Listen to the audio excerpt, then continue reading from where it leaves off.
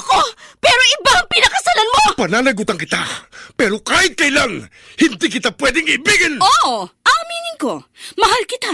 Nang dahil sa salapi mo. At nang dahil sa pag-ibig ko sa'yo, handa akong pumatay at mamatay! Katawan ko lang ang minahal mo at hindi ang pagkatao ko! Mr. Romántico. Kumusta po kayong lahat, mga giliw naming tagapakinig?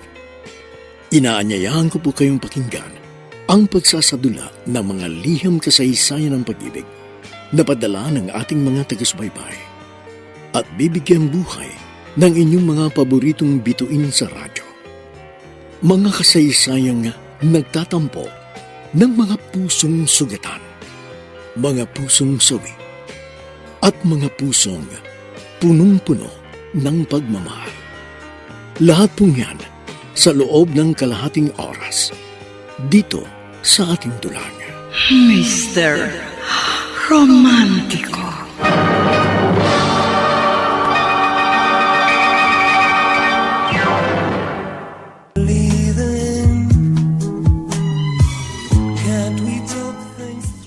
Ang buhay kong walang saysay ay binigyan mo ng kahulugan. Ang hungkag kong daigdig ay nagkaroon ng laman. Subalit, ang kaligayahan ko pala'y panandalian lamang. Bigla kang naglaho at ika'y lumisan. Ngayon, ako ay nagsusumamong iyong balikan. Dahil magugunaw ang mundo ko kung ako'y tuluyan mong iiwan.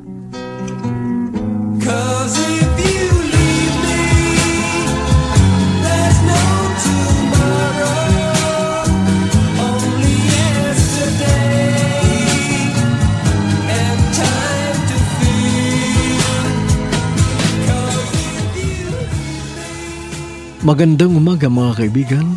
Narito na po ang ika-4 na yugto ng kasaysayang tampok sa ating palatuntunan.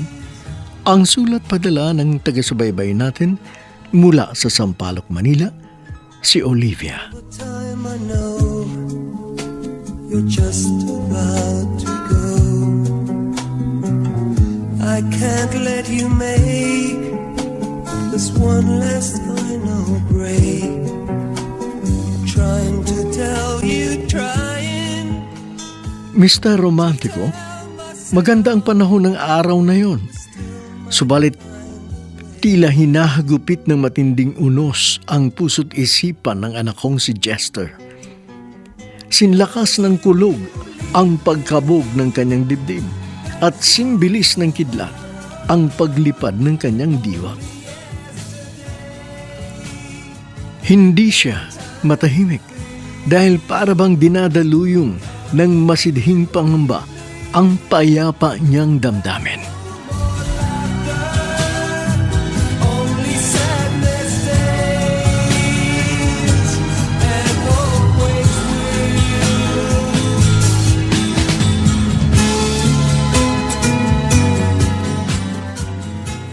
Bakit, Tay? Bakit niya ito nagawa sa akin? Relax ka lang, anak. Don't panic. Iniwan na po ako ni Marisa. Pagkatapos sasabihin niyo, huwag ako magpanik. Anak, huwag ka munang mag-isip ng masama. Kasi kung ano-anong iniisip mo eh. Ano pa ba ang dapat kong isipin, Tay? Nag-resign siya sa kanyang trabaho. Wala na siya sa tinutuloy niyang apartment. Tapos, hindi ko na siya makontak. Mali po bang maalarma ako at mangamba? Tama ka. Talagang nakaka-alarma ang mga pangyayari. Pero wala pa rin tayong kasiguruhan kung ano ang kanyang tunay na kalagayan. Yun nga po nakakadismaya eh. Hindi ko alam kung nasaan na nga ba siya. Hindi naman ako isang manghuhula para malaman kung saan siya naroon. Wala na tayong ibang magagawa, Jester, kundi ang manalangin at maghintay. Malabo yun, Tay. Mas nanaisin ko pang maghintay sa wala. At least, alam kong wala akong hinihintay. Kaysa naman, Maghintay ako sa walang kasiguruhan. Malay ba natin kung ganun din ang kanyang ginagawa? Nagbubulay-bulay siya at nag-iisip. Baka naghihintay lang siya ng tamang pagkakataon para ikaw ay kausapin. Sana nga ho, ganun. Sana kausapin na niya ako para matahimik na isipan ko. Dahil mababaliw ako, Tay, kapag tuluyan na siyang hindi nagparamdam. There's no tomorrow, only yesterday, and time to feel. 'Cause if you leave me, there's no more laughter, only sadness stays.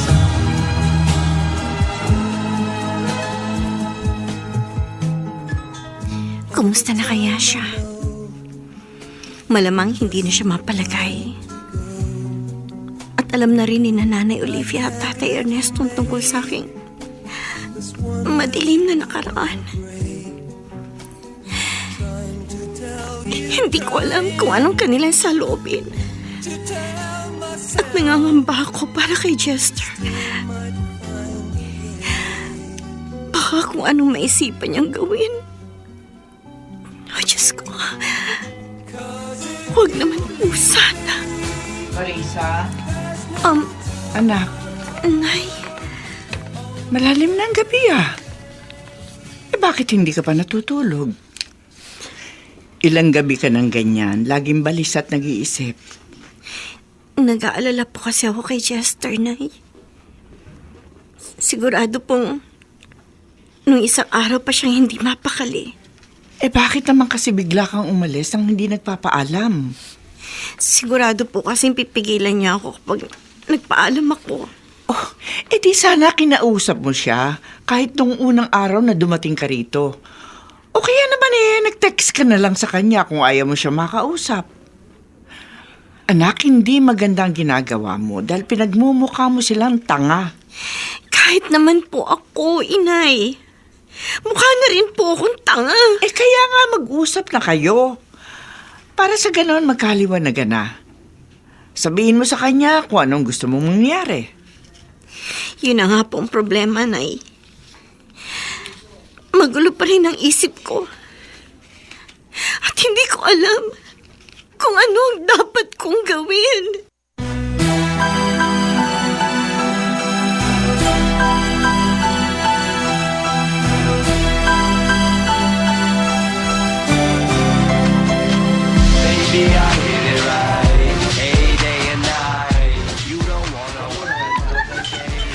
Pinsan, tama na.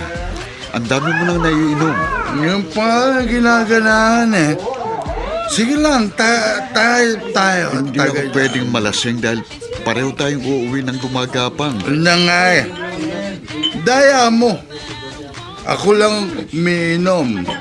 Kaya ako lang nalalasing. Bilis mo kasing uminom, kaya hindi ako makasabay. Palibasa, broken-hearted ka. At kasalanan mo. Ikaw nagtulok kay Marisa para layuan ako. Ilang beses na ako nag-sorry sa'yo, di ba? Ha? Akala ko pa naman okay na tayo.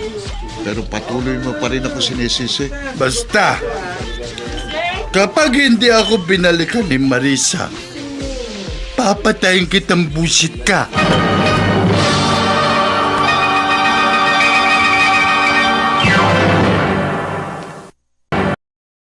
Mr.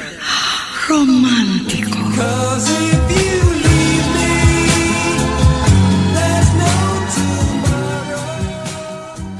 Mr. Romantico, labis na dinamdam ni Jester ang pagkawala ni Marisa.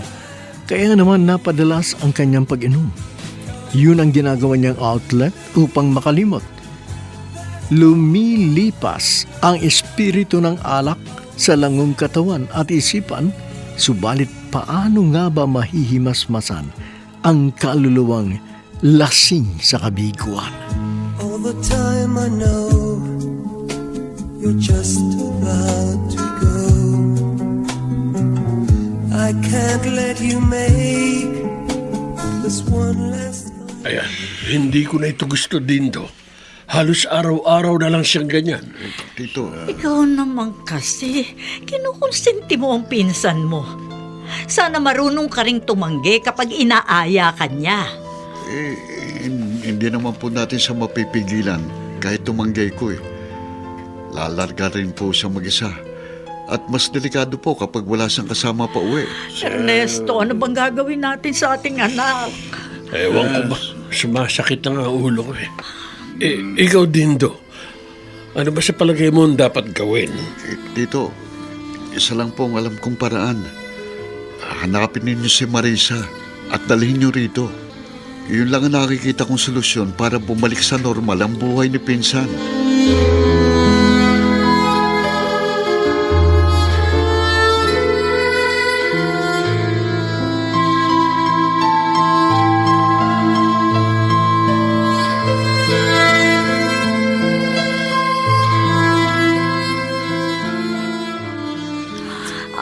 Anong gagawin natin?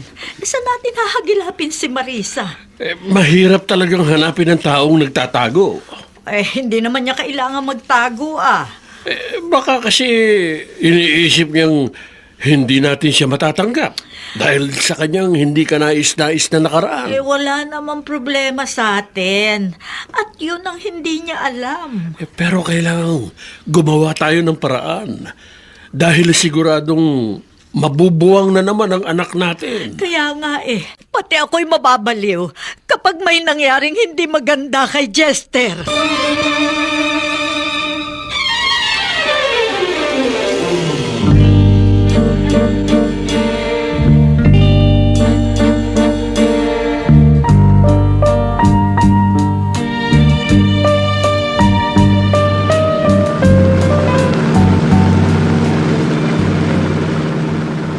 Tayo gigimik ngayon.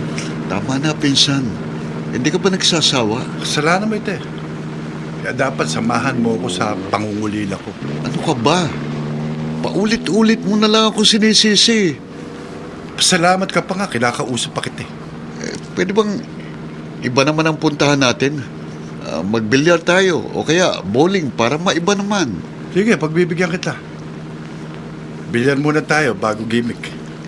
Alak pa rin eh. Alam mo, nahihiya na ako kina Tito Ernesto dahil ilang beses na nila akong pinagsabihan. Yaan mo na lang sila. Chester, Basta tuloy ang gimmick natin mamaya. Period.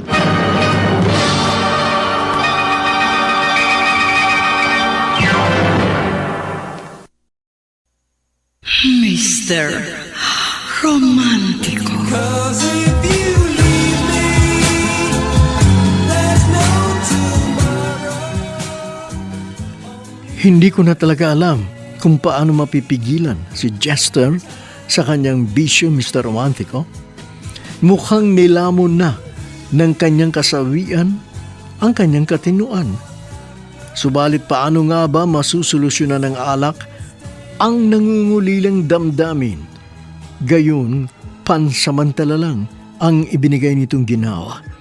Dahil paggising niya kinabukasan, ay mananatili ang sakit at kirot sa kanyang dibdib na tanging haplos lang ng pagmamahal ang siyang makagagamot. Break. Trying to tell you, trying to tell myself we still might find. Kumusta na kaya siya? Hindi ko na siya kayang tikisin. Tatawagan ko siya. The number you have dialed is either unattended or Unattended ang cellphone niya. Try your call later. Hindi ko alam kung lowbat lang siya or walang signal. Pero, paano kung nagpalit na siya ng SIM card? Hindi ko na siya makukontak. Di bale, okay lang. Tatanggapin ko na lang ang katotohanan. Hindi kami para sa isa't isa. The way we used to do. Remember how we planned to always understand. Trying to find you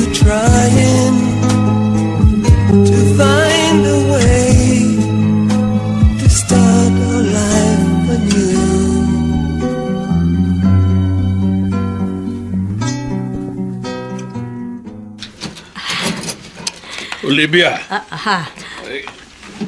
kanina ka pa pabalik-balik dito sa guest room. Tapos hinahalongkat mo pa yung laman ng drawer. Ano ba hinahanap mo?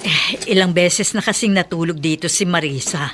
Kaya may hinahanap akong gamit niya. Anong klaseng gamit? Kahit ano. Baka sakaling may makita tayong clue kung nasan siya. Malabo yan eh. Suntok sa buwan ang ginagawa mo eh. Teka. May nakita ako rito sa drawer. Oh, ano yan? Resibo ng money transfer. Teka, sandali ha. Babasahin ko. Ayan. Nakasulat dito ang pangalan at exact address ng pinadadalhan niya ng pera sa Kamiling Tarlac. Sige. Pupuntahan natin yan.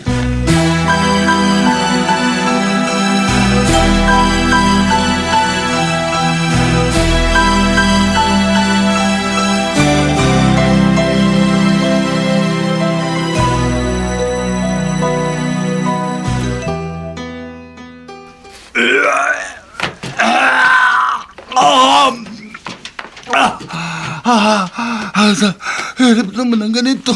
Nuka pa rin ako ng suka kahit wala lang laman tiyan ko.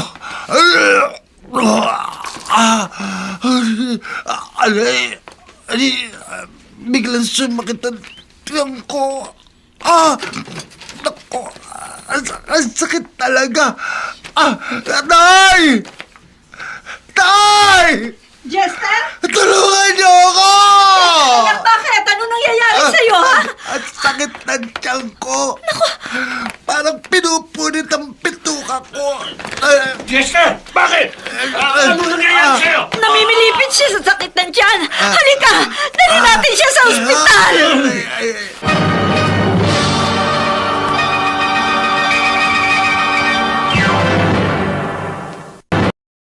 Mr. Romantico. One more sleepless night.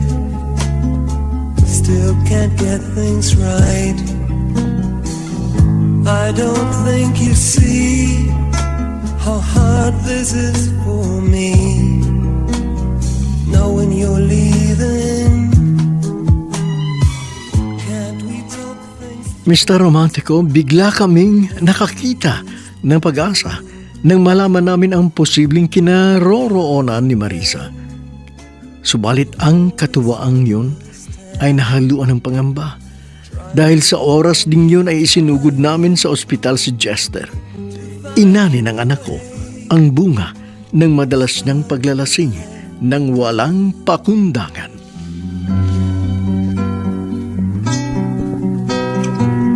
Cause if you leave me, there's no tomorrow.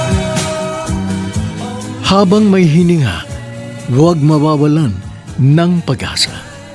Ang mga nagsiganap sa papel na Jester, Bobby Cruz, bilang Marisa Chiquit Amor. Nakasama sina Dante Castro, Susan Robles, Phil Cruz, Olive Madredeos, soundman Jerry Mucha, sa musika ni Boboy Salonga, technician Bong Muyar. Ang kasaysayang inyong napakinggan ay mula sa panulat ni Toti Sandoval sa direksyon ni Luz Fernandez. Trying to tell you, trying to tell myself we still might find a way.